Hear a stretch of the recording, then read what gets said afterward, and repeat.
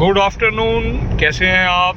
सब खैरियत से हैं? ओहो, बल्कि आज मैं जनाब कहना भूल गया। उम्मीद है कि आप सब खैरियत से होंगे।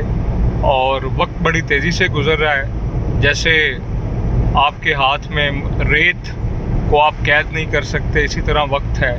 और आज माशाल्लाह 24वां रोज़ा है और वक्त इतनी तेज़ी से गुज़रा है, माशाल्लाह रमज़ान इतनी तेज़ी से गुज़रा है कि पता भी नहीं चला। तो जनाब इस वक्त गाड़ियों के एसी पाकिस्तान में ऑन हो चुके हैं। मैं इस वक्त लाहौर सियालकोट मोटरवे पे हूँ। बादल आए हुए हैं, अल्लाह का शुक्र है, और गर्मी भी है। और ये कहा जा रहा है कि इस बार हमने तो खैर दरख्तों को काटने में कोई कसर नहीं छोड़ी। हमने घर ही घर बनाए हैं, हमने बड़ा कुछ किया है, तो उसका नतीजा भी तो फिर हमने भुगतना है। जिस टेम्परेचर राइज़ करेगा, गर्मी होगी। और लेकिन यहाँ पे हम एक ना मस्त लाइफ गुजारते हैं। पंजाबी में कहें कि डंगरों वाली लाइफ जो होती है, कि अब चेंज हो रहा है वेदर। जो डेवलप्ड कंट्रीज़ हैं वहाँ पे गवर्नमेंट्स जो हैं वो सॉरी अपने जो सिटीजन्स हैं उनके लिए डाइट प्लान दे रही है कि आपने ये खाना है, ये नहीं खाना, अपनी ओल्ड हैबिट्स को छोड़ दें। लेकिन हमारे इधर पंजाबी जी कहते हैं लिया 4 रोटियां ते नाल एक सालन दी प्लेट है, वो नहीं ख़त्म होनी। तो जनाब बात ये है कि अब तहकीक ये आ रही है कि गंदम की रोटी भी हमारी जो हेल्थ स्टैंडर्ड है वो इतना पुअर हो गया है कि हमें वो सूट ही नहीं करती। तो मैदे सेंसिटिव हो गए हैं, शवारमे, बर्गर, पिज़्ज़ा और लॉट ऑफ थिंग्स। तो अब हमें we need to shift on fruiting ना, फ्रूटिंग पे हमें शिफ्ट होने की ज़रूरत है। पानी मस्ट अपना इंटेक रखें, और उसके बाद दूध, दही, जूसेस और लाइट, और आप दिन भर बड़े अच्छे रहेंगे, बड़े कंफर्टेबल रहेंगे, बड़े लाइट रहेंगे। तो जनाब बात ये है कि ये मौसमियाती तब्दीलियाँ हमें सामना है इस वक्त, बड़े खौफनाक जो सिचुएशन है, और हमारा अपना ही किया धरा है।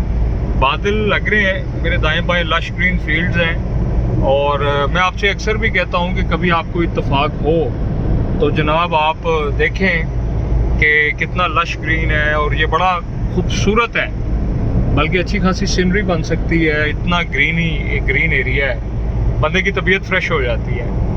और आप सुनाएं। अच्छा, एक चीज़ मेरे जहन में आती है कि सारा दिन हम सैरी करके भूखे रहते हैं, शाम को हम घर वालों से लड़ रहे होते हैं, ये नहीं बना, वो नहीं बना, फलां नहीं बना। तो फिर मैं भी इनमें शामिल हूँ, ये नहीं कि मैं बहुत। तो फिर क्या फ़ायदा इस चीज़ का, दिन भर भूखा रहने का, अगर आपने सिंपलिसिटी की तरफ नहीं जाना।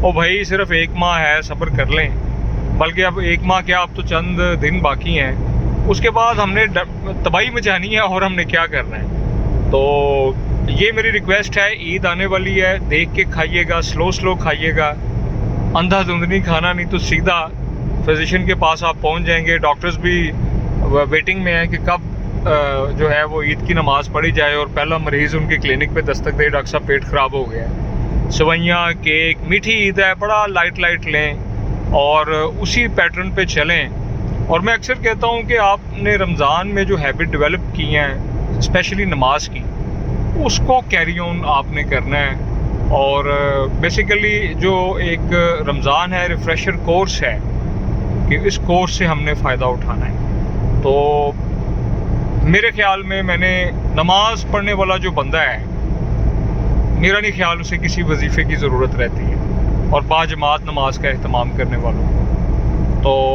अपना बहुत सारा ख्याल रखिएगा। बादल गहरे होते जा रहे हैं, शायद वापसी पे बूंदाबांदी हो, अगर हुई तो आपको मैं ज़रूर शेयर करूँगा। अपना बहुत सारा ख्याल रखिएगा। Love you, take care.